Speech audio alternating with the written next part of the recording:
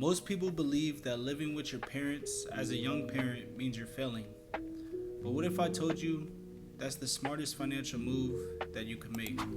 Yo, what's going on, everybody? Welcome back to the Young Investor's Guide. And in today's video, I'm going to be breaking down the principles I use when creating a budget and how living with my mom is giving me an advantage to prioritize investing and saving.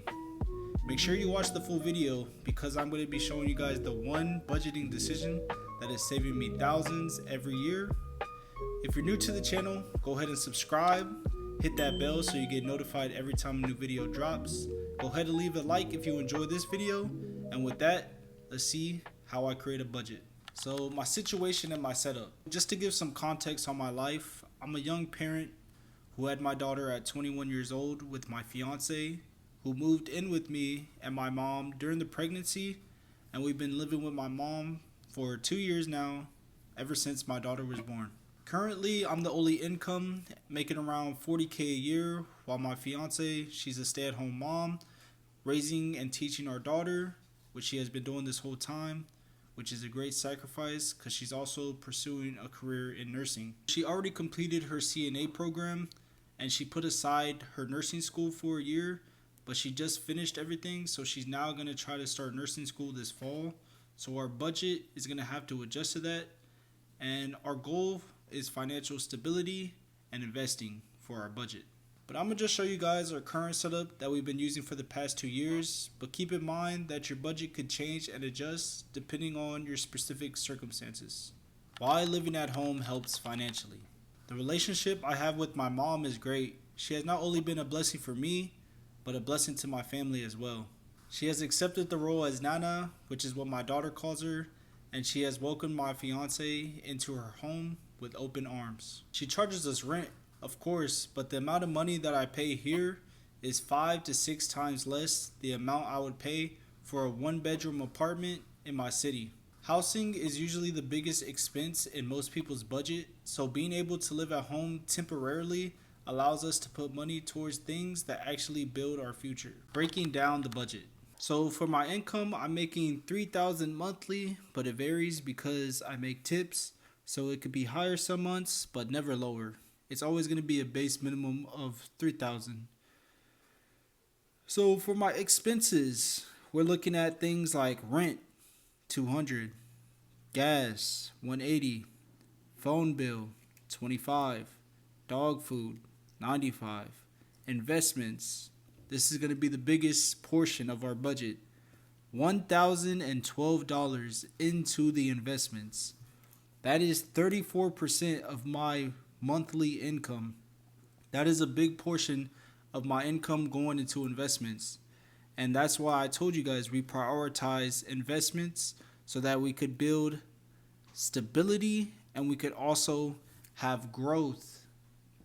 But 34% is a large portion. Most people typically say you should invest around 10 to 20% of your income, but I'm surpassing that because I'm trying to build as fast as I possibly can. Going on to our next expense, we have baby's needs, which is only $60. And y'all might be wondering, dang, babies are not expensive.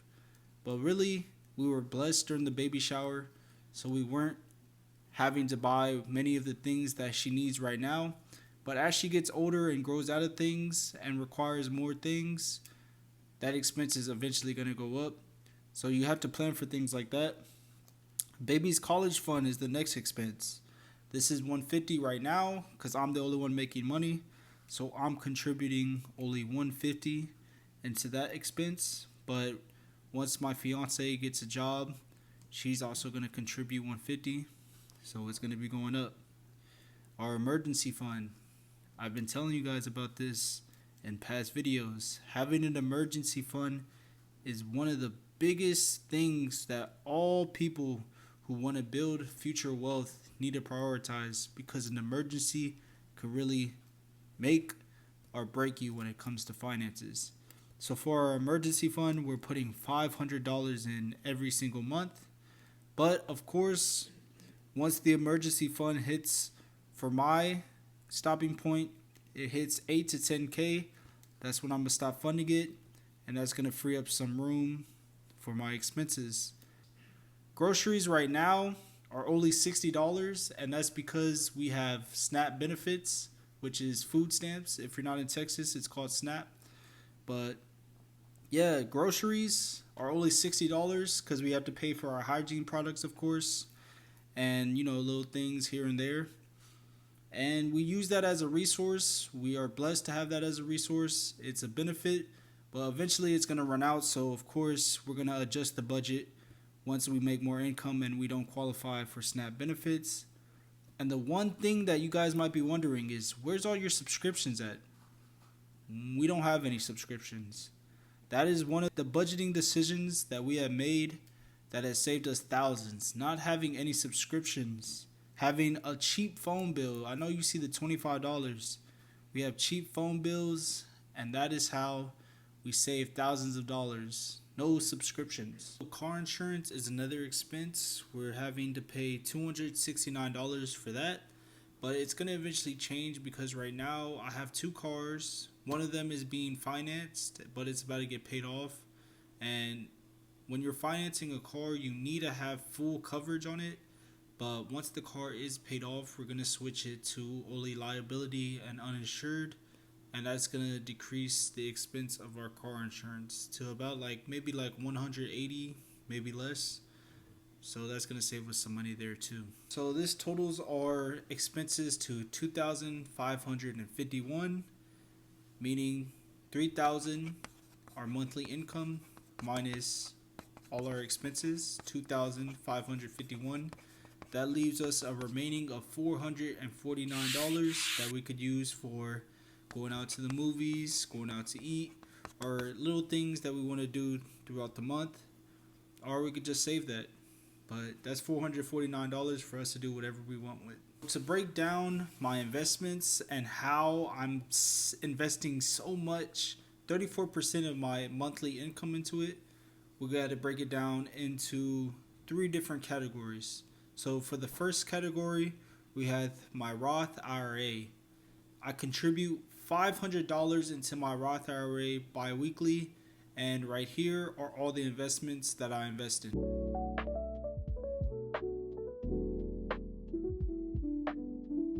The next one is my stocks in my individual account. So for my stocks, I invest $432 monthly into it, and here are all my investments for my stocks.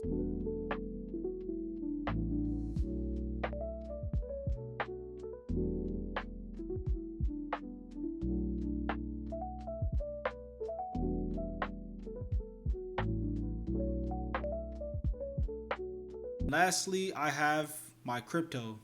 So crypto, I don't have a big contribution to it. It's not a big portion of my portfolio, but I do have some crypto that I'm investing in, so I don't miss out on an opportunity like crypto. And I invest $80 monthly into crypto. Here are my investments. This totals $1,012 every single month that I put into my investments. The strategy behind my budget. I already said our goal is financial stability and investing. This is why investments make up a huge portion of our budget. We take advantage of our low living costs and benefits that we receive right now so that we could get an early start on the compounding and get ahead before our expenses start to rise. So what is our long-term plan?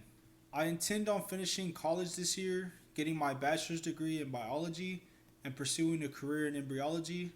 And this is going to increase my income to 70 to 80K a year. And my fiance is going to finish nursing school and become a registered nurse, making 80 to 100K a year. Our long-term goal is to eventually buy land and build a family compound on it, and then get into a family business. And we're already building the discipline right now for when our income increases, so will our investments. So what do I want you guys to take away from this video? Don't compare your circumstances and situations to others because everybody is on a different timeline. Some people are 18 and they live by themselves, have their own place. Some people are in their 30s and they're still living with their parents.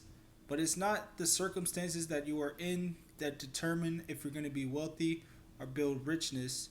It's how you take advantage of those opportunities and situations you're in that are going to determine your outcomes. Use your opportunities and resources to get ahead. Don't rely on them for survival. Also, focus on building wealth. Collecting things like assets, increasing your capital and income are all ways that could benefit you in the future and what you should prioritize when creating a budget. And that is how I am creating a budget while raising a kid living at home. If you enjoyed the video, go ahead and leave a like. If you're new to the channel, go ahead and subscribe. And I hope to see you guys in the next video. Peace.